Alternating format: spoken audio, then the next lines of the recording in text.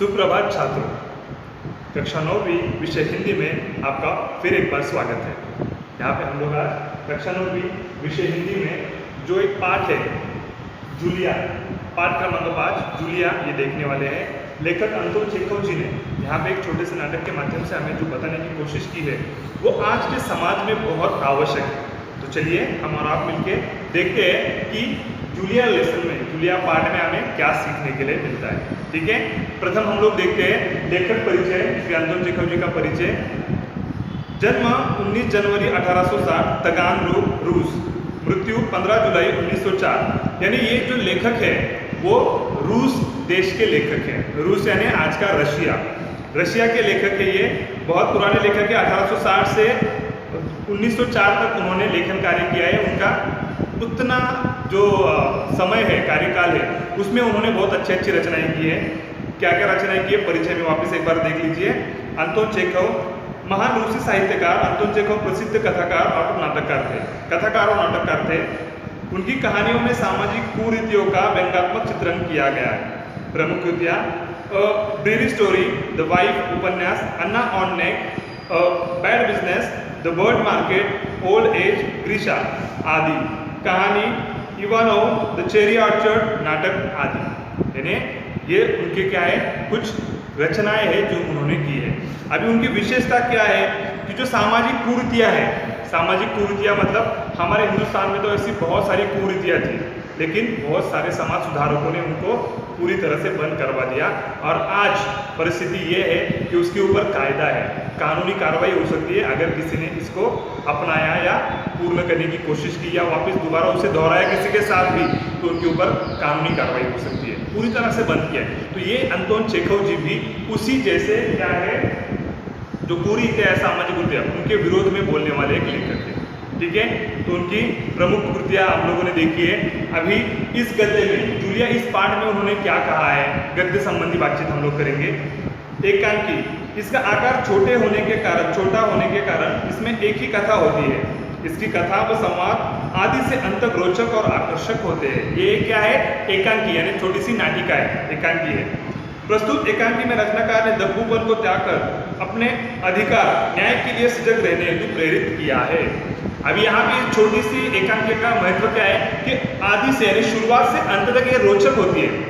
यानी इसमें क्या होता है, इंटरेस्ट बढ़ता डेवलप होता हुआ चला जाता है आदि से, शुरुआत से अंत तक। और इसमें एक ही कहानी होती है, प्रभुत्व एक ही कहानी का होता है। ठीक है, तो यहाँ पे लेखक ने इस पाठ के माध्यम से हमें दब्बूपन को त्याग कर अपने अधिकार और न्याय के लिए सजग रहने हेतु प्रेरित किया है। दब्बू यानी बंधु या कमजोरी जो है इंसान में होने वाली जो कमजोरी है, दब्बूपन है, उसका जो स्वभाव है, इसके ऊपर क्या किया, उसको त्याग कर अपने न्याय और अधिकार के लिए लड़ने की यहाँ पे इस पाठ के, इस कथा के, इस नाटिका के माध्यम से कोशिश की है। ठीक है, चलिए हम और आप शुरू करते हैं। पाठ क्रमांक 5 जूलिया, अंतोन चेखव। यहाँ पे एकांकी है। यहाँ पे एक वाक्य जूलिया बोलेगी, दूसरा वाक्य उसका गृहस्वामी यानी जहाँ पे काम करती है जूलिया वो बोलेंगे। ठीक है, इसके माध्यम से हम लोग ये कहानी देखेंगे। ठीक है, ये एक संवादात्मक कहानी है। संवाद यहाँ पे पढ़े जाएंगे, इसी प्रकार मैं भी आपको पढ़ के सुनाऊंगा। ठीक है, और उसका विश्लेषण आपके सम्मुख होगा। ठीक है, तो यहाँ पे एकांकी में गवर्नेंस, सेविका की मार्मिक पीड़ा, विवशता का सजीव चित्रण और शोषण से मुक्ति पाने के लिए प्रभावी संदेश दिया गया है इस एकांकिका में। तो यहाँ पे गवर्नेंस, बच्चों की गवर्नेंस जूलिया वाल्सीदेवना आती है। यानी गवर्नेंस मतलब क्या होता है, जो बच्चों की देखभाल करने के लिए घर पे रखी जाने वाली औरत होती है, कि जो बच्चों का देखभाल करेगी, उनका खाना पीना देखेगी तथा उनकी पढ़ाई का ध्यान रखेगी, दिन भर उनको संभालेगी। यानी नींद से उठने के बाद वापस अपने बेड पर जाने तक ये औरत जो है उनका ख्याल रखेगी, ये उनका ध्यान देगी, उसे कहा जाता है गवर्नेंस। प्रस्तुत कहानी रूस इस देश से प्रेरित है, इसलिए आप लोगों को थोड़ा उसमें से कुछ यहाँ पे शब्द वगैरह आ सकते हैं। ठीक है, तो उसके बारे में भी हम लोग अधिक जानकारी लेंगे, उसको भी मैं बताऊंगा आप लोगों को, जैसे कि रूबल है, उसकी मुद्रा वगैरह ऐसे शब्द आने वाले हैं, तो आप उसके लिए तैयार रहिए। ठीक है, तो मैं यहाँ पे कहानी पढ़ता हूँ, आप भी अपना बुक खोलिए और वहाँ पे देखिए कौन से शब्द का उच्चारण कैसे किया जाता है, आपके लिए वो लाभदायक होगा। ठीक है, बच्चों की गवर्नेंस जूलिया वाल्सीदेवना आती है। जूलिया दबे स्वर में एकदम धीरे से बात करती है। आपने मुझे बुलाया था मालिक? गृहस्वामी, हाँ, बैठ जाओ जूलिया, खड़ी मत रहो। जूलिया बैठती हुई, शुक्रिया। गृहस्वामी, जूलिया मैं तुम्हारी तनख्वाह का हिसाब करना चाहता हूँ। मेरे ख्याल से तुम्हें पैसों की ज़रूरत होगी और जितना मैं तुम्हें जान सका हूँ मुझे लगता है कि तुम अपने पैसे भी नहीं मांगोगी, खुद ही नहीं मांगोगी पैसे, इसलिए मैं खुद ही तुम्हें पैसे देना चाहता हूँ। हाँ, तो तुम्हारी तनख्वाह 30 रूबल महीना तय हुई थी ना। तो यहाँ पे गृहस्वामी और जूलिया के बीच में संवाद शुरू हो जाता है। गृहस्वामी ने जूलिया को किसी को बुलाने के लिए भेजा था, क्योंकि उसे आवाज़ नहीं है। तो जूलिया उनके सामने आती है और दबे स्वर में, यानी जूलिया यहाँ पे दबे स्वर में, यानी एकदम कम आवाज़ में उनके सामने, गृहस्वामी है अपने मालिक के, इसलिए उनके सामने कम आवाज़ में बात करते हुए कहती है कि मालिक आपने मुझे बुलाया था। तो मालिक बोलते हैं हाँ मैंने तुझे बुलाया था, क्योंकि जितना मैं तुम्हें जान सका हूँ जूलिया, कि तुम अपने आप अपनी तनख्वाह या पैसे नहीं मांगोगी, और मुझे मालूम है, मुझे यकीन है कि आपको उस पैसे की ज़रूरत होगी।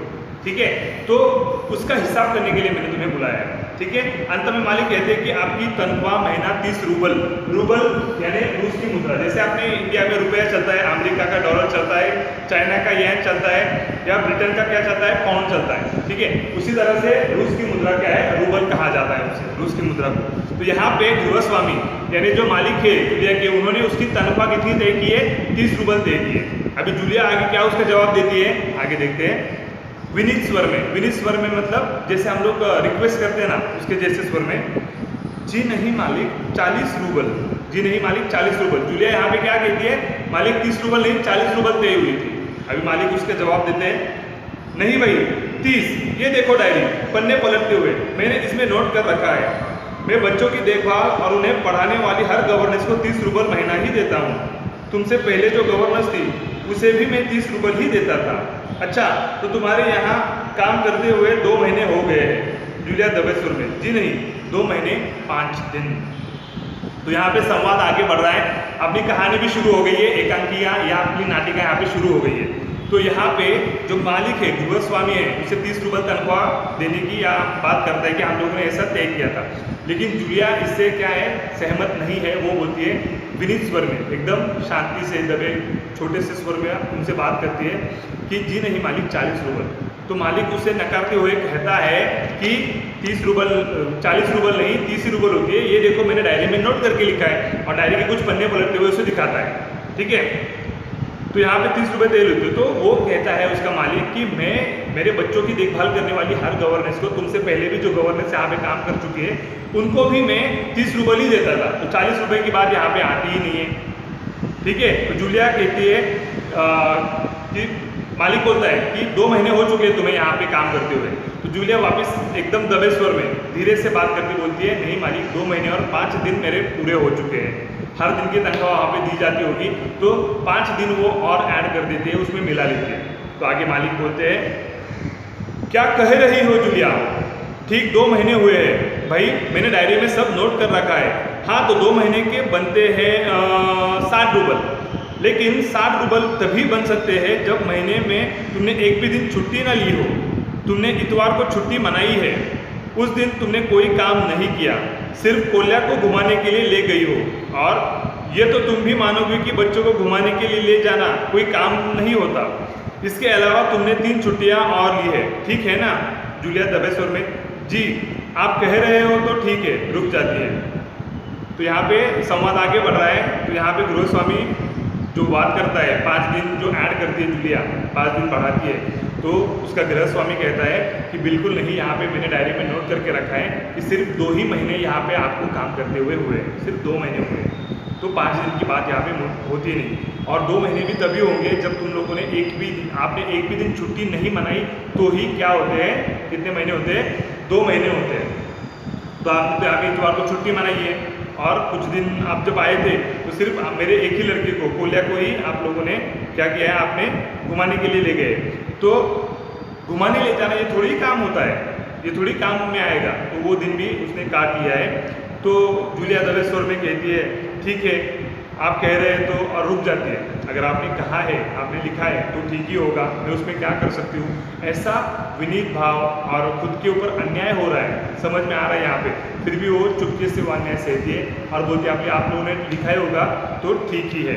आगे गृहस्वामी बोलते हैं, अरे भाई मैं क्या गलत कह रहा हूँ। हाँ, तो 9 इतवार और 3 छुट्टियाँ, यानी 12 दिन तुमने काम नहीं किया। 12 दिन तुमने क्या नहीं किया है, काम नहीं किया है। यानी तुम्हारे 12 रूबल कटे। उधर कोल्या 4 दिन बीमार रहा और तुमने सिर्फ वान्या को ही पढ़ाया। पिछले हफ्ते शायद 3 दिन दांतों में दर्द रहा और मेरी पत्नी ने तुम्हें दोपहर बाद छुट्टी दे दी थी। तो 12 और 7 19 नागे। हाँ तो भाई घटाओ 60 में से 19 कितने रहते? 41 रूबल। ठीक है, रुआसी हो जाती है जूलिया और दबे रोते हुए स्वर में कहती है जी हाँ। तो यहाँ पे इस मालिक ने शायद ठान लिया है कि इसके पैसे नहीं देंगे। आप लोग ध्यान से सुनिए उसके संवाद को। यहाँ पे गृह स्वामी जो जूलिया बोल रही है वो सही सत्य बोल रही है, लेकिन ये गृह स्वामी उसकी सच बात को मानने के लिए तैयार नहीं है। वो उसे पूरी तनख्वाह देना नहीं चाहता है, इसलिए वो क्या करता है, डायरी का बहाना बना के उसे अलग अलग बहाने देकर उसकी तनख्वाह काटने पर तुलाए। और बेचारी डब्बूपन के कारण, यानी बंदूक कमजोर होने के कारण ये जूलिया उनसे कुछ कह नहीं पा रही है, उससे कुछ बोल नहीं पा रही है। वो जो कह रहा है वो चुपचाप से बेचारी मान रही है। ये तो बिल्कुल गलत बात है। तो यहाँ पे वो क्या कर रहा है, एक से एक बहाने देकर उसके तनख्वाह में से पैसे काटता ही रह रहा है। तो यहाँ पे उसने कम से कम कितने रूबल काटे? उसके 19 रूबल 60 में से काट लिए, तो उसके सिर्फ 41 रूबल बनता है। ऐसा आविर्भाव यहाँ पे कौन दिखा रहा है? वो गृह स्वामी दिखा रहा है। तो उन्होंने 12 दिन छुट्टी मनाई। 9 इतवार मतलब 9 इतवार हो गए और कभी तुम्हारे दांत में दर्द था, मेरी बीवी ने तुम्हें जल्दी से घर पे भेज दिया, उसके रूबल कटे। कुछ दिन मेरा बेटा यानी कौन बीमार था? कोल्या 4 दिन बीमार था, तो सिर्फ वान्या को ही पढ़ाया, उसके कुछ पैसे कटते, ये पैसे कटते। उसके बाद 7 तुम्हें दोपहर के बाद छुट्टी दे दी, दांत में दर्द था इसलिए। तो ऐसे घटाते घटाते घटाते उसने पूरे 19 रूबल 60 में से उसके घटाए। पहले उसने कितने घटाए? 20 रूबल पहले घटाए, क्योंकि तनख्वाह 40 रूबल तय हुई थी, लेकिन उसने 60 रूबल कर दी। पहले ही 20 रूबल घटाए, ठीक है। अभी 60 में से भी 19 रूबल उसने अलग अलग यहाँ पे क्या किए, कुछ कारण देकर उसके रूबल्स काट लिए, उसके पैसे तनख्वाह में से काट लिए। तो सिर्फ उसके 41 रूबल बचता है, ठीक है। तो यहाँ पे जूलिया कहती है बेचारी, किस कारण? बंदूक कमजोर होने के कारण, डरपोक होने के कारण वो बेचारी कुछ नहीं बोल पाती और वो मान लेती है। वो बोलती है ठीक है, जी हाँ मालिक। गृह स्वामी डायरी के पन्ने पलटते हुए, हाँ याद आया, 1 जनवरी को तुमने चाय की प्लेट और प्याली तोड़ी थी। प्याली बहुत कीमती थी, अगर मेरे भाग्य में तो हमेशा नुकसान ही उठाना बदा है। मैंने जिसका भला करना चाहा उसने मुझे नुकसान पहुंचाने में कोई कसर नहीं छोड़ी है।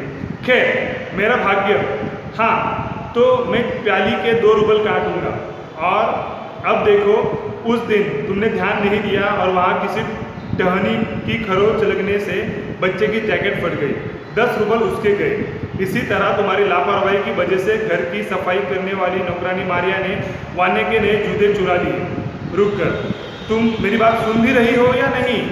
यानी यहाँ पे मालिक और उसकी तनख्वाह काटने पर तुलाए। और बेचारी जो जूलिया है वो कहती है मुश्किल से अपनी रुलाई रोकते हुए, जी सुन रही हूँ, यानी मुश्किल से अपने रोने का स्वर या रोना रोक के कहती है हाँ सुन रही हूँ मैं। तो यहाँ पे वो क्या बोलता है और कारण देता है कि तुमने जनवरी महीने में 1 जनवरी को चाय की एक प्लेट और प्याली तोड़ दी थी, उसके मैं 2 रूबल काटूंगा, वो तो बहुत महंगी थी, ये था वो था। लोग ऐसे ही करते हैं, जो अन्याय करने वाले लोग होते हैं वो ऐसे ही करते हैं, अपना ही कारण आगे रेटते रहते हैं, अपना ही कारण बताते रहते हैं, सामने वाले को बोलने का मौका तक नहीं देते, ठीक है। तो यहाँ पे मालिक कहते हैं उसके 2 रूबल कटेंगे, मेरे भाग्य में नुकसान ही है, वाह ब्ला ब्ला ब्ला करते रहता है वो। जिसका भी भला करना चाहा मैंने, उसने मेरा नुकसान ही किया है। अभी ये तो बातें बेवजह की बातें यहाँ पे मालिक करके उसके पैसे काटने की कोशिश यहाँ पे करता हुआ नजर आता है। तो यहाँ पे हम लोग देख रहे हैं कि और उसने कारण क्या दिया है, तुमने ध्यान नहीं दिया मेरे बच्चों पे, इसलिए एक पेड़ की टहनी से मेरे बेटे का जैकेट जो है वो फट गया, उसके मैं 10 रूबल काटूंगा। उसके बाद तुमने ठीक से ध्यान नहीं किया, इसलिए साफ सफाई करने वाली जो मारिया नौकरानी है उसने मेरे बेटे के जूते चुरा लिए, उसके कितने रूबल काटने हैं इस तरह पर जूते चुरा लिए, अभी उसके रूबल नहीं बताए। तो उसे लगा कि ये सुन रही है कि नहीं सुन रही है, सुन रही हो कि नहीं, थोड़ा उससे उच्च स्वर में बात की। तो ये जूलिया बेचारी अपनी जो रोना है उसे रोकते हुए बोलती है हाँ जी सुन रही है। तो यहाँ पे जूलिया और गृह स्वामी का संवाद आगे बढ़ रहा है। तो आगे इस संवाद में क्या होता है, आगे क्या होगा ये आपको मुझे दोनों को भी पता करना है, लेकिन एक भाग में ये मुश्किल है, ठीक है। तो इसका अगला भाग हम लोग अगले पीरियड में देखेंगे या अगले वीडियो में देखेंगे, ठीक है। लेकिन यहाँ तक आपकी समझ में आ गया होगा, जूलिया एक गरीब औरत है जो अपना पेट पालती है, कुछ पैसे उसे मिलते हैं, उससे पेट पालती है। लेकिन गरीब होना कोई गुनाह नहीं है, लेकिन यहाँ पे दब्बू भोंदू कमजोर होना बहुत ही बड़ा गुनाह होता है कि नहीं। जो अन्याय सहने वाला होता है वो बड़ा गुनहगार कहलाता है, क्योंकि अन्याय सहने वाला अगर अन्याय सहता रहेगा तो जो अन्याय करने वाला है वो गुनाह करता ही रहता है, वो उसके गुनाह बढ़ते ही रहते हैं। तो यहाँ पे अपनी जूलिया जो है वो ऐसे ही कमज़ोर और डरपोक एक गरीब औरत है। तो उसके साथ आगे क्या होता है, उसका मालिक उसे कितना पगार देता है, आखिर में उसकी झोली में कितने पैसे गिरेंगे, वो कितने पैसे कमा पाएगी, ये सभी बातें हम लोग अपने अगले वाले पार्ट में करेंगे, ठीक है। तब तक के लिए जुड़े रहिए, बने रहिए हमारे साथ और सीखिए हिंदी ऑनलाइन, ठीक है। धन्यवाद।